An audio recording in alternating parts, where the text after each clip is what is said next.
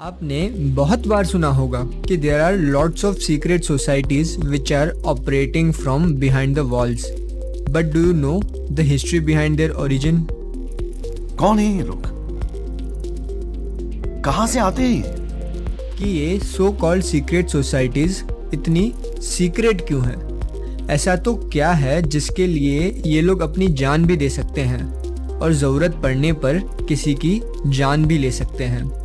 In this episode हम Freemasons नाम की एक सीक्रेट सोसाइटी के ओरिजिन के बारे में डिटेल्ड डिस्कशन करेंगे एंड पता लगाएंगे कि ये सीक्रेट सोसाइटी किस मोटिव से बनाई गई और उसके पीछे किन किन लोगों का हाथ था।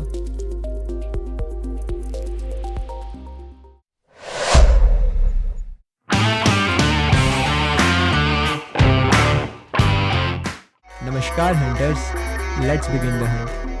This is the first video on Freemason series. कुछ लोग मानते हैं कि फ्रीमेसन्स दुनिया की one of the oldest organisations में से एक है जो लोगों की भलाई के लिए काम करते हैं और भाईचारे को बढ़ावा देते हैं। पर बहुत से लोग ये भी मानते हैं कि फ्रीमेसन्स का सीक्रेट पर्पस दुनिया पे राज करना है। इस वीडियो सीरीज में हम फ्रीमेसन्स की हिस्ट्री, इनकी इनिशिएशन सेरेमनी, इनके सिंबल्स और इनके डार्क साइड के बारे में बात करने वाले हैं कि ये लोग कैसे चुपचाप पर्दे के पीछे से न्यू वर्ल्ड ऑर्डर को इस्टेब्लिश करने का ट्राई कर रहे हैं। Before diving into the history, first of all, what is Freemasons? Freemasons एक बहुत ही ज़्यादा पुरानी and widespread secret society है जिसके रूट्स कई 100 साल पुराने हैं। फ्रीमेसन्स एक प्योरली स्पिरिचुअल और पर्सनल ग्रोथ पे बेस्ड ऑर्गेनाइजेशन होने का दावा करती है। बहुत से पावरफुल लोग इस ऑर्गेनाइजेशन का हिस्सा रह चुके हैं, जैसे कि first president of the US George Washington, founding father of the United States Benjamin Franklin, magician Harry Houdini, Winston Churchill, Mozart, Franklin Roosevelt, Henry Ford and even colonel Sanders of KFC। इतने influential और powerful लोग इस organisation का हिस्सा रह चुके हैं, तो अब ये मानना बेवकूफ़ी होगी कि इस सोसाइटी का पर्सनल और स्पिरिचुअल ग्रोथ के अलावा और कोई मोटिव नहीं है। फ्रीमेसन्स ने कई सारे देशों पर रूल किया है, आर्मीज को कमांड किया है और कई सारी वॉर्स को स्टार्ट और एंड कराया है। ये सारी चीज़ों पर हम इस सीरीज़ में आगे डिटेल में डिस्कस करते जाएंगे। फ्रीमेसन्स के ओरिजिन की कई स्टोरीज है, बट इस वीडियो में हम वाइडली एक्सेप्टेड स्टोरीज को कवर करेंगे जो माना जाता है खुद सोसाइटी मेंबर्स द्वारा कंफर्म करी गई है। इवन दो मैंने जस्ट बोला कि बहुत से फेमस एंड इन्फ्लुएंशियल लोग फ्रीमेसन्स के मेंबर है, but it wasn't started by these powerful people. Simple भाषा में बोलूं तो ये सोसाइटी मजदूरों द्वारा बनाई गई थी। Let's rewind back to about 9000 BC to 1000 BC। United kingdom of Israel को किंग सोलोमन रूल कर रहे हैं एंड उन्होंने जेरूसलम में एक भव्य टेम्पल का निर्माण करवाना स्टार्ट कर दिया है। उनकी हेल्प के लिए उनके फ्रेंड किंग हायराम ऑफ टायर ने हायराम अबिफ नामक अपने बेस्ट चीफ आर्किटेक्ट को जेरूसलम भेजा।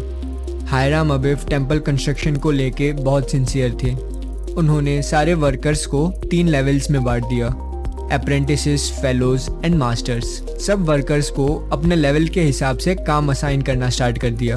Young and less skilled workers apprentice थे एंड हाईली एक्सपीरियंस्ड वर्कर्स को मास्टर्स का टैग दिया गया। हायराम अबिफ ने अपने वर्कर्स के साथ सिग्नल्स में और स्पेशल हैंड जेस्चर्स से कम्युनिकेट करना स्टार्ट कर दिया, क्योंकि वो नहीं चाहते थे कि बाहर से कोई भी उनके बीच आकर काम ना करने लगे और मंदिर अपवित्र ना हो जाए। और तो और हायराम ने पे डेज के लिए स्पेशल कोड वर्ड्स का यूज स्टार्ट कर दिया, जिससे वो आसानी से पता लगा सके कि कौन उनके मजदूर है एंड कौन फ्रॉड है। ये साइंस एंड सिंबल्स समय के साथ साथ पीढ़ी दर पीढ़ी पास ऑन होते गए एंड देखते ही देखते सारे स्टोन मेसन्स इसका इस्तेमाल करने लगे। उन 1066 William the conqueror, the Duke of Normandy ने इंग्लैंड को जीत लिया था। जीत के बाद नॉर्मैंस अपने नए राज्य को अपनी महानता का परिचय देना चाहते थे जिसके लिए उन्होंने पूरे इंग्लैंड और यूरोप में जगह जगह अपने कैसल्स एंड चर्चेस बिल्ड करवाना स्टार्ट कर दिया।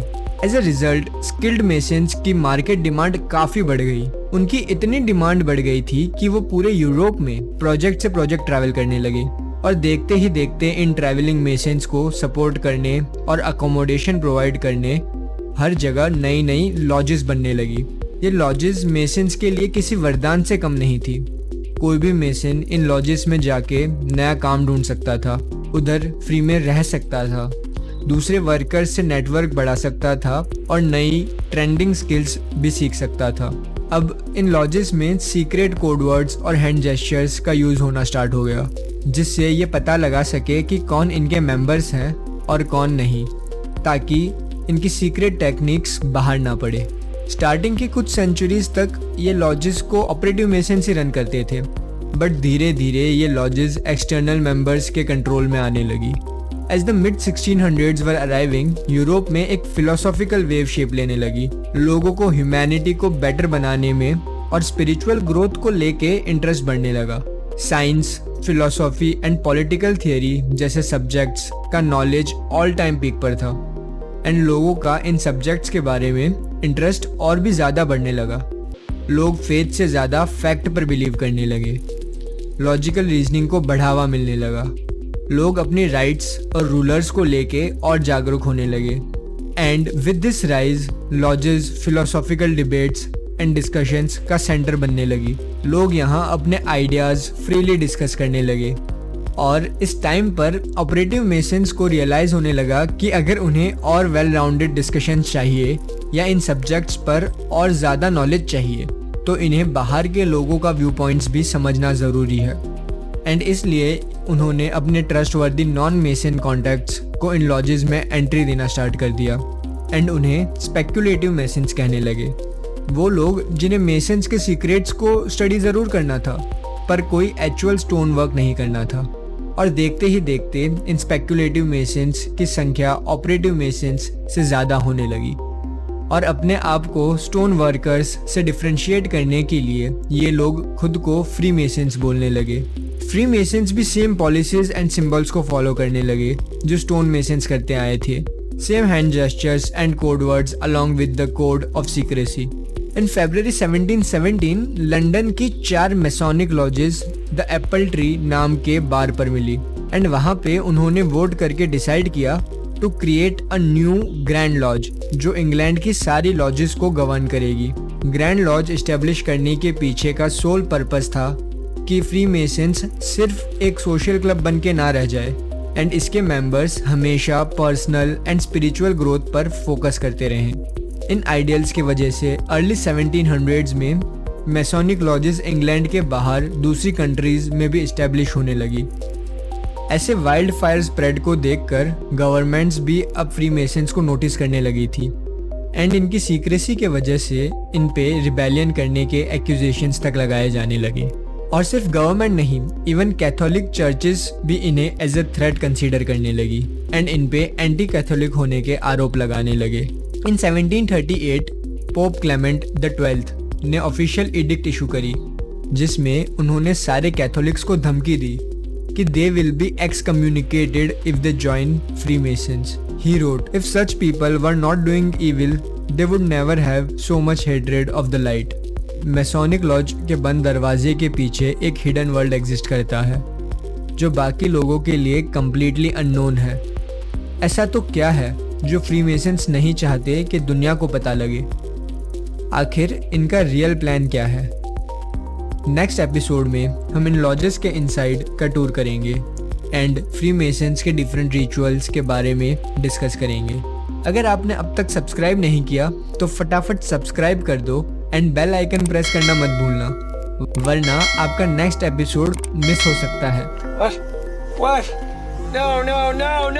अगर आपको ये वीडियो पसंद आया हो तो लाइक एंड कमेंट ज़रूर कर देना, हमें और एल्गोरिदम दोनों को अच्छा लगेगा। थैंक्स फॉर वॉचिंग, मिलते हैं नेक्स्ट हंट पे।